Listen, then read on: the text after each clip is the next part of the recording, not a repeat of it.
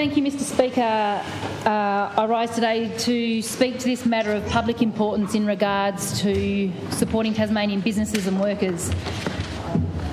When I was elected to this House now only 3 months ago, I took seriously my responsibility to act on behalf of the people of Tasmania, and I couldn't be more proud today to be a member of Team Labor and see the possibility of the outcome of the great work done not only by the members elected to this place but by the teams that support us and prepare us for these roles. When I was appointed to the position of Shadow Minister for Small Business, that further cemented my responsibilities to ensure that we provide a voice to the businesses of Tasmania in order that they are best supported and served by the Parliament of Tasmania.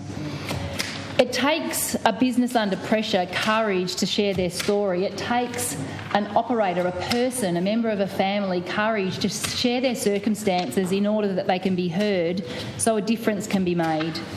And I want to acknowledge the many Tasmanians that have reached out, not only to us on this side of the House, but to all members of Parliament and to people that will listen in the community that have shared their stories at the moment in order that we can advocate and provide a voice for them to make a difference.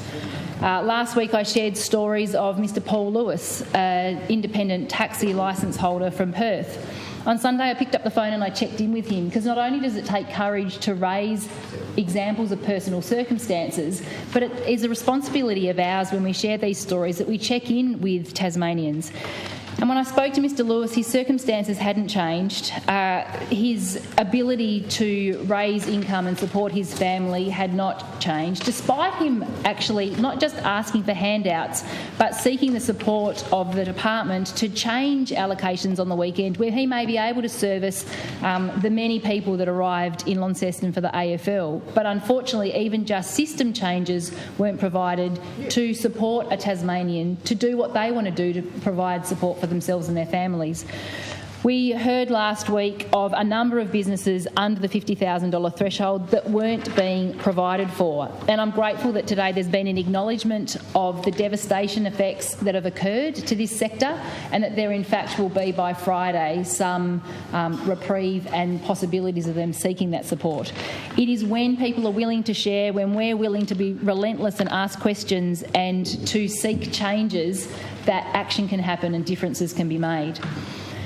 The other area that concerned me last week and where we're seeking to act for workers of Tasmania is with the now 100 workers that have been stood down across the Launceston and Hobart airports. Again, I picked up the phone and reached out on the weekend to a worker to discover that, in fact, unlike independent business operators or unlike independent employees who can share their story, they've been gagged by their operators and not able to share their story and therefore not able to have people advocate on their behalf.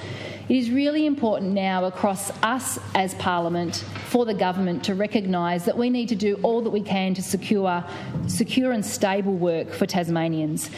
Tasmanians right now across all sectors.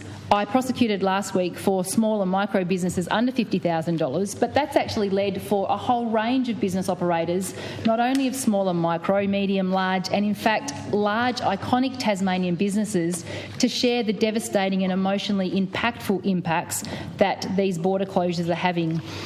I share something that's been sent to me last week from a business owner in Launceston, a successful business owner who has operated for some time, that has said, as a result of border restrictions, there's tremendous uncertainty for business and communities and it's damaging people emotionally. The level of anxiety in the business community right now is profound. So acknowledging the support that's going to be provided for businesses, I understand, above a $25,000 but below $50,000 threshold, and hearing from the Acting Premier that conversations have happened with the Prime Minister to support other levels of businesses in Tasmania, it is essential. We heard at the budget luncheon last week that the Premier himself said there is an allocation in the budget to support businesses doing it hard if it's needed. It is clear and has been clear, and I'm concerned at how misjudged it has been about the devastation in Tasmanian businesses right now, that support is needed now. So we welcome these increased supports and trust that whatever can be done should be done now for all businesses in Tasmania.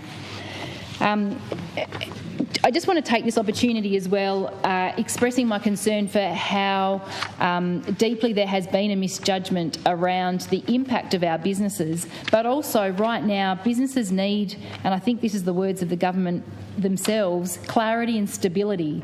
And clarity would require that policies that are released are clear on their intention. And I just want to speak into the House again, clarification that businesses that are doing their payroll tax returns right now are unexpectedly being hit with payroll tax bills. There was an understanding that payroll tax was waived from JobKeeper payments, but as it has been reported to us, there are tax agents and businesses that are now being levelled with payroll tax bills in an unexpected way at a time where the impact of operating environments and border closures are already stressful enough. So Tasmanian Labor and myself as the Shadow Minister for Small Business stand here to support Tasmanian businesses, their workers and the families that they support.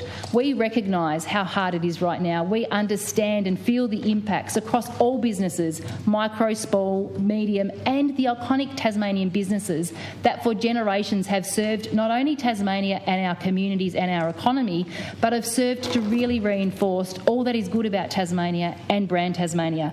So today, Team Labor stand to support Tasmanian businesses, workers and their families. We call on the government to do more now because it's critically required in order that employees can save their hours, can save their jobs, and businesses at the point where our next season activates and they will need people in their organisations to be able to service locals and visitors when they arrive. We need to do all that we can right now to support Tasmanian businesses, their workers and the families that they serve.